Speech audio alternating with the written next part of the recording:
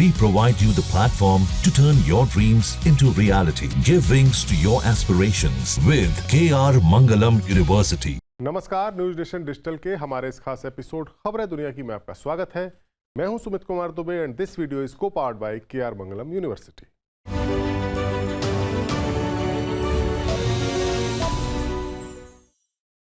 साल 1971 की जंग में जो भारत पाकिस्तान के बीच हुई थी, तब भारत ने पाकिस्तान के दो टुकड़े करके बांग्लादेश नाम का एक नया मुल्क बना दिया था। पाकिस्तान के उसके बाद के पीएम जुल्फिकार अली भुट्टो ने एक बार कहा था कि उनका मुल्क घास की रोटी खाकर रह सकता है लेकिन परमाणु बम जरूर बनाएगा।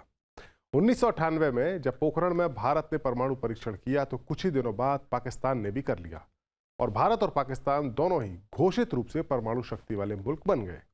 लेकिन ऐसा माना जाता है कि पाकिस्तान के पास उससे पहले ही संभवतः 1990 के दशक की शुरुआत में ही ये क्षमता आ गई थी और उसके फौजी हुक्मरान भारत को इसकी गाहे बगाहे धमकी दिया करते थे।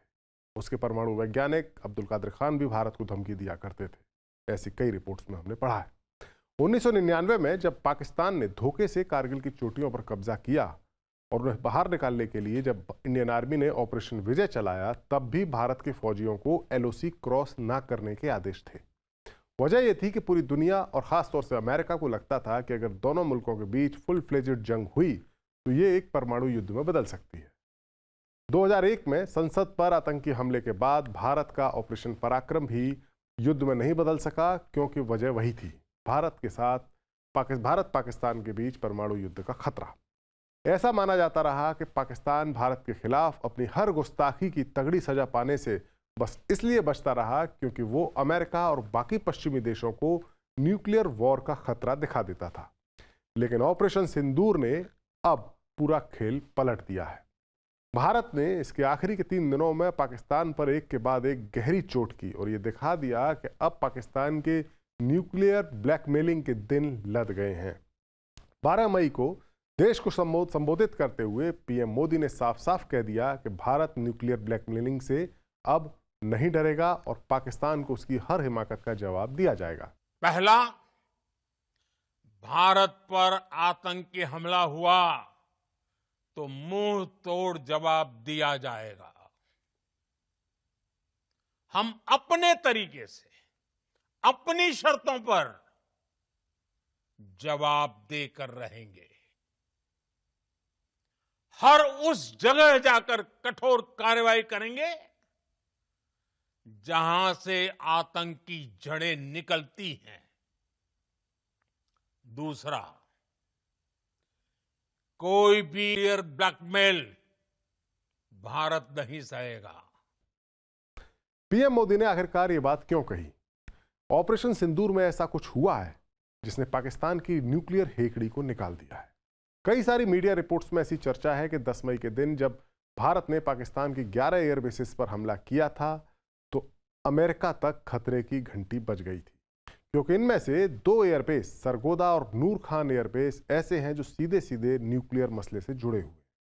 सोशल मीडिया पर बड़ी जोरदार खबर है, भारत ने जो पाकिस्तान की किरना हिल्स पर हमला किया था, जहां तहखानों में पाकिस्तान के परमाणु हथियार छुपे हुए हैं, और लोग तो यहां तक कह रहे हैं सोशल मीडिया पर कि इस हमले में पाकिस्तान में रेडिएशन भी फैल रहा है, जिसकी जांच करने के लिए अमेरिकी जहाज भी वहां पहुंचा है। लेकिन हम यानी न्यूज नेशन इसकी पुष्टि नहीं कर रहे हैं और ना ही भारत की एयरफोर्स ने यह बात कबूली है कि किरना हिल्स पर उसने कोई हमला किया था।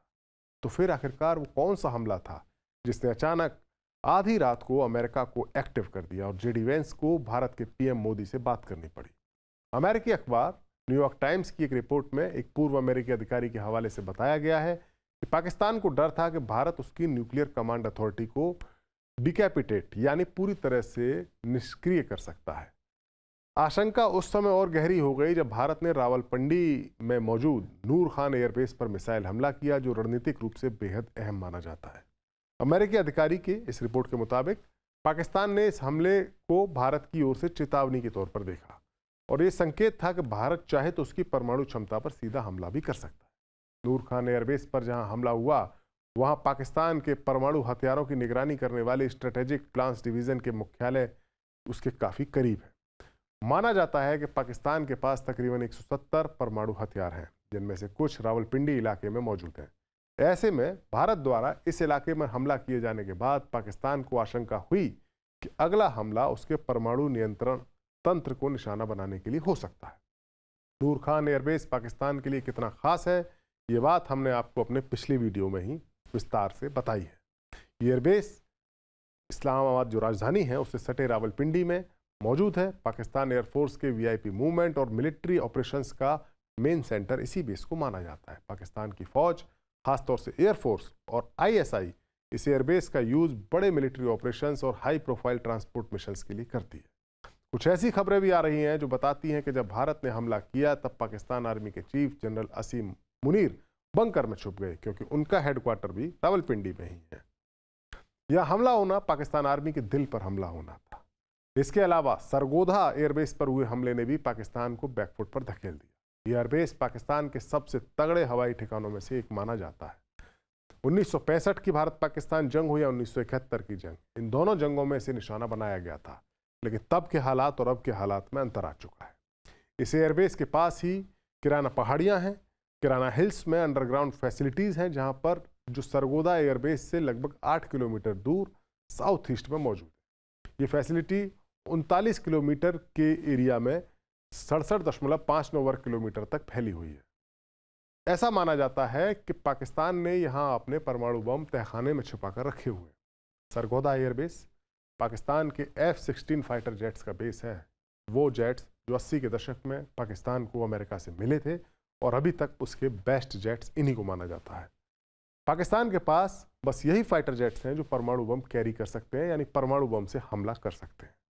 लिहाजा भारत का हमला भले ही किराना हिल्स पर नहीं हुआ हो, लेकिन सरगोदा को निशाना बनाकर भारत ने यह मैसेज दिया कि भारत पाकिस्तान के परमाणु बमों को भी टारगेट बना सकता है। और इसी के बाद वॉशिंगटन में पाकिस्तान के फ़ोन घनघनाने लगे और युद्ध के लिए अमेरिका एक्टिव हो गया, युद्ध रोकने के लिए, माफ़ कीजिए। ये युद्ध विराम नहीं, बस एक अरेंजमेंट है, एक अंडरस्टैंडिंग है, क्योंकि पीएम मोदी ने साफ कहा है कि पाकिस्तान की गुहार पर भारत ने संघर्ष को रोकने की सहमति दी है। भारत ने पाकिस्तान के खिलाफ मिलिट्री एक्शन को केवल पोस्टपोन किया है, स्थगित किया है। पाकिस्तान का रवैया देखकर आगे एक्शन तय किया जाएगा। हम पाकिस्तान के आतंकवाद और पीओके पर ही बात करेंगे। कोई भी न्यूक्लियर ब्लैकमेल भारत नहीं सहेगा। उसकी आड़ में पनप रहे आतंकी ठिकानों पर भारत सटीक और निर्णायक प्रहार करेगा। ये बात पीएम मोदी ने कही। अब सोशल मीडिया या पश्चिमी मीडिया में खबरें भले ही कुछ भी चल रही हों, लेकिन इतना तय हो चुका है कि पाकिस्तान के न्यूक्लियर ठिकाने भारत की जद में हैं। भारत की मिसाइलों, भारत के बॉम्ब्स, भारत के फाइटर जेट्स की रेंज में है। अगर पाकिस्तान उनके दम पर या उनके नाम पर भारत को धमकाएगा तो उनके इस्तेमाल से पहले ही भारत उन्हें ख़त्म भी कर सकता है। हमारा ये वीडियो आपको कैसा लगा, कमेंट सेक्शन में जाइए और अपनी राय हमें ज़रूर दीजिए। नमस्कार।